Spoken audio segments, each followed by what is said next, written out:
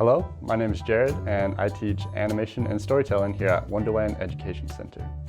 Today we're going to look at a few animation principles that can help make our animations a little bit more lifelike and a little bit more real.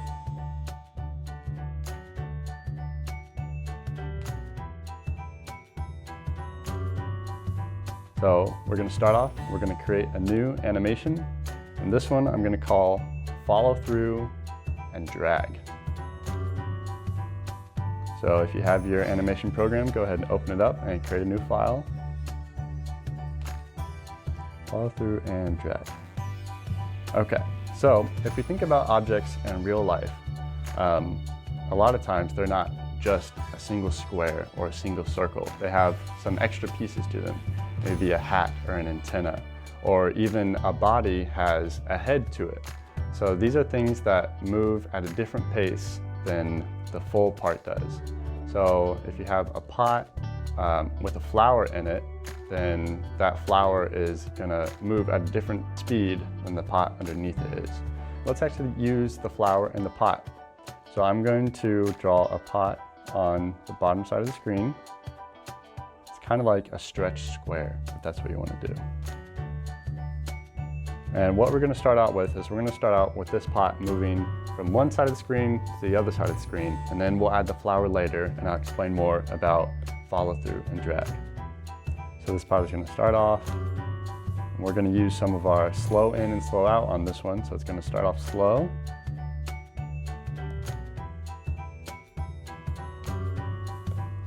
And then it'll speed up as it starts moving.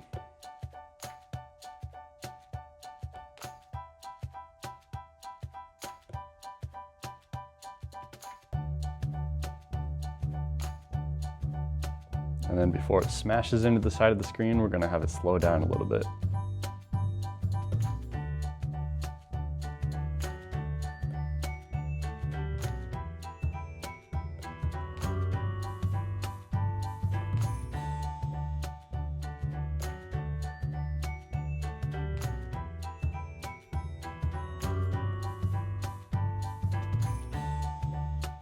All right, so we have a pot moving from one side of the screen to the other side of the screen. So now we have to add a flower into it.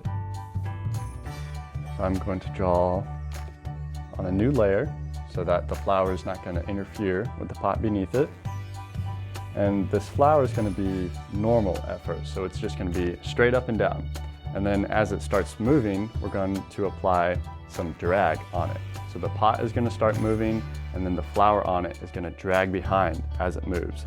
It is running into some resistance as it goes. And this is what happens in normal life. If you've ever put your hand out the window of a car, your hand gets pushed back really fast because the car is moving. So the same thing with this pot. The pot is moving really fast, so the flower is going to be pushed back and drag a little bit.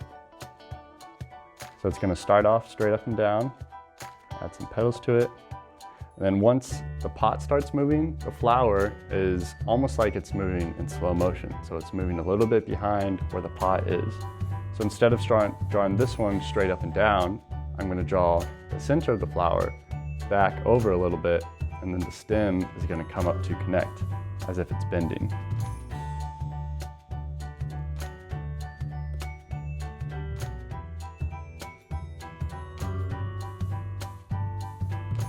And as it's moving, it's going to stay relatively in this drag position the whole time because it's constantly trying to catch up with the pot that it's connected to.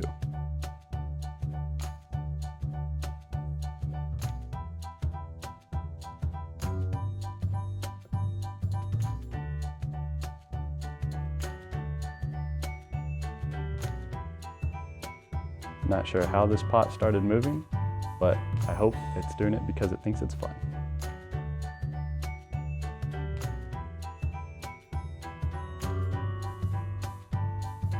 So once we start to get to the end, the pot is going to come to a stop.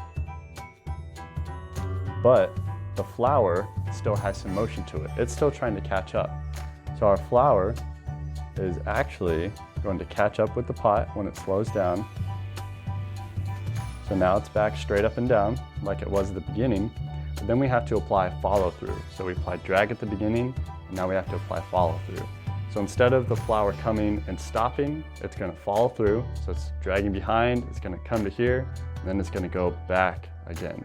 So almost like if you were waving your hand kind of in a way, you come and you don't stop, you kind of move in a full motion.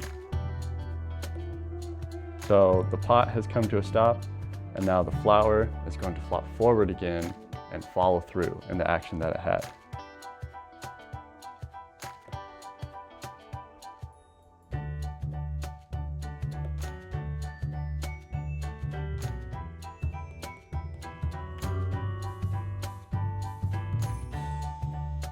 And depending on how fast your object is going, that's when you're going to apply more or less of follow through and drag.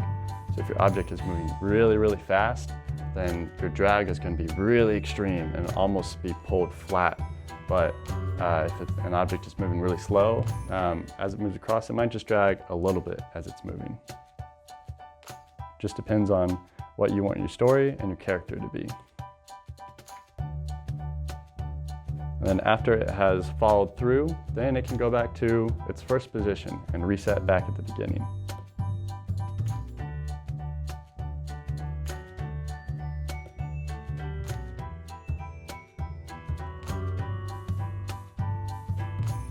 All right, let's see what we have. All right, so we have a wobbly flower. So it starts off on this side, the pot speeds up and then slows down when it moves across.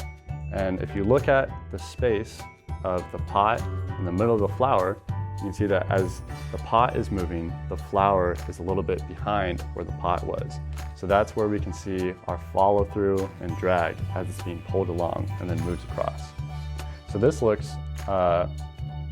doesn't look rigid. So in real life, things have a lot of motion and are kind of floppy. So we can apply that to our animation and make it then look a little bit better.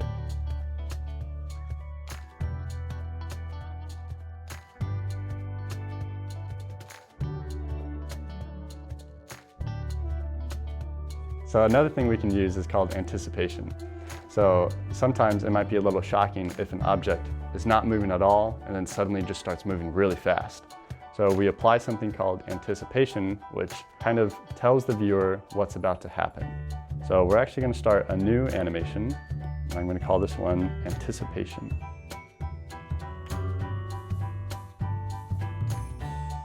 What we're going to do is we're going to have a person or a stick person throwing a ball. So if you have somebody throwing a ball, they're going to be standing and then they have to do a wind up and then they can throw it. So we're going to apply the same thing to our animation. So rather than have a person holding the ball and then suddenly they just throw it really fast, they have to build up some energy and then throw it. So I'm going to start off with my stick person.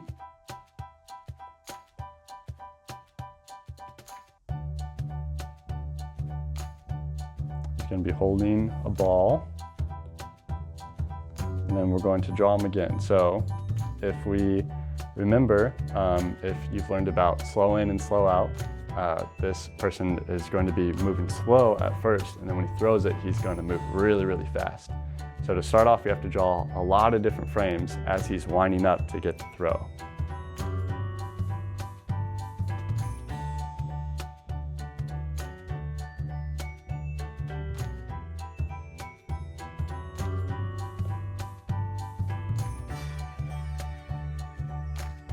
So maybe he starts to lean back and his arm stretches out.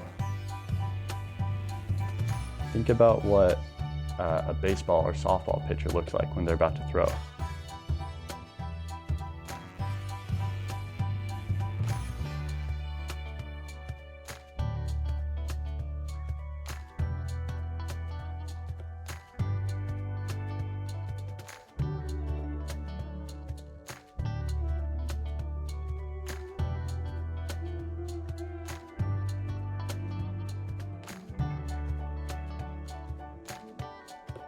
Okay, so now that our pitcher has wound up and he's about to throw, we're adding our anticipation.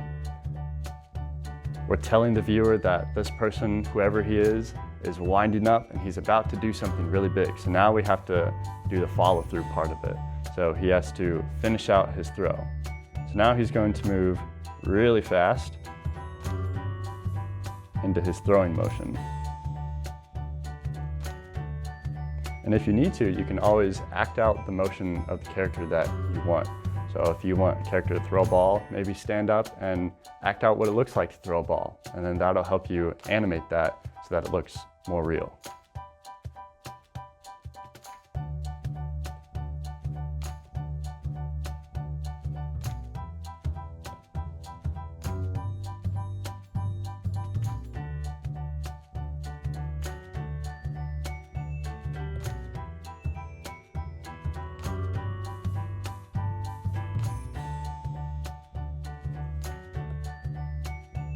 And same thing with adding some squash and stretch. If this ball is moving really, really fast, then the ball is going to stretch out and get really long. So it might look a little funky, but it's going to look real.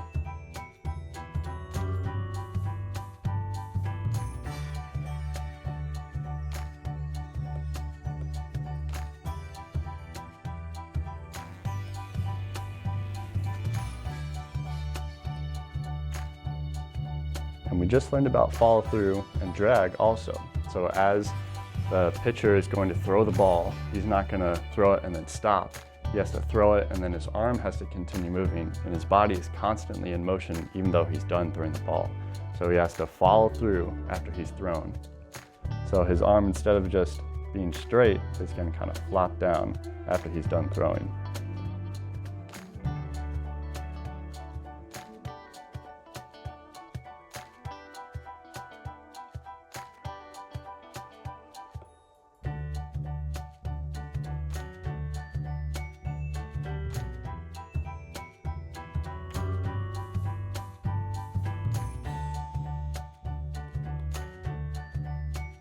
All right, so let's see what that looks like.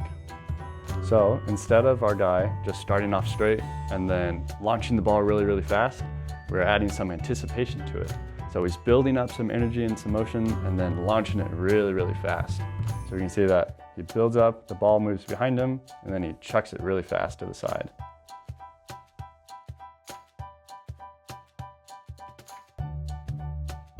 So maybe let's go ahead and give him a hat. Let's say he's a pitcher. So as you do your animations, you can start off with a base layer, or start off with your character, and then you can add more things onto it to give it a little bit more style. So I'm going to give my guy a hat, and it's going to follow along as he's going. And if your hat has an antenna or anything on it, remember to also add your follow through and drag. As the head's moving back, the antenna is going to follow slower behind it.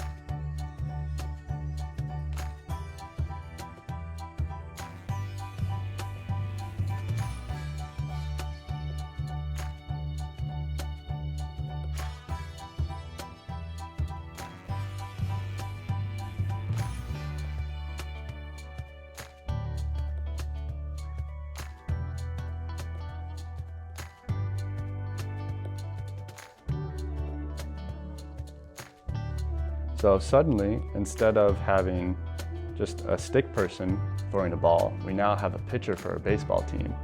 So now we have a whole story as a part of our animation. And the hat stays with him, and then he throws the ball.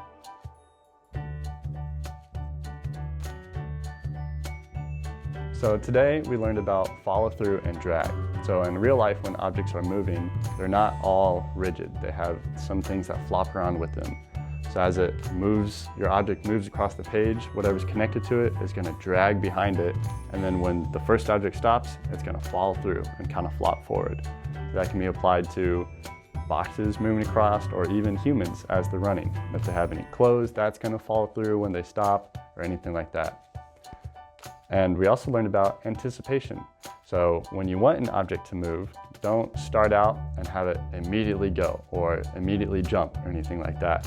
You want to add some anticipation. So maybe there's some squash right before it goes, or maybe you have somebody wind up, or if they have some sort of weapon, maybe they're building up some energy and then they go really fast to fight the bad guy. So these are things that we can add to our animation to make them a little bit more real. So Enjoy using these as you go and have fun animating. Thanks for watching.